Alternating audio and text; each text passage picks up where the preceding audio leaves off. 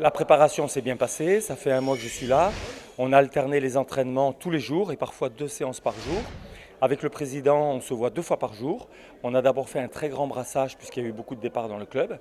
Et après réflexion, le président et moi-même, ensemble, on a choisi un groupe de 25 joueurs pour être le groupe qui va affronter l'équipe de Gamtel samedi après-midi en Gambie.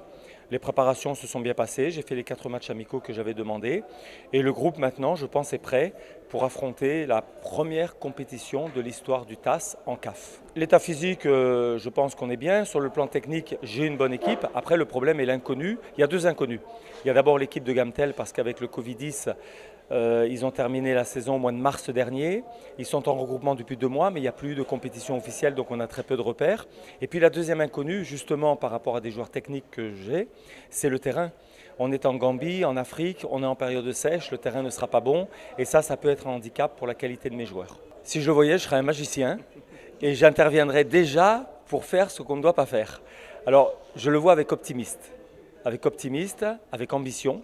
L'ambition de revenir avec un résultat, d'abord parce que c'est la première compétition pour le TAS en Coupe d'Afrique, donc on veut ouvrir une belle page.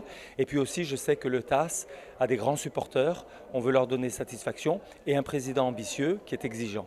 Si on fait match nul, ça sera un bon résultat, sachant qu'on va recevoir au Maroc, qu'on sera sur un beau terrain, mais on a l'ambition d'essayer de gagner le match. C'est jamais facile au football. On ne connaît jamais comment va se dérouler un match de football. Chaque match de football est une nouvelle aventure, une nouvelle vie, une nouvelle page à écrire. Celui qui dit qu'il sait, ce n'est pas un entraîneur, c'est un magicien.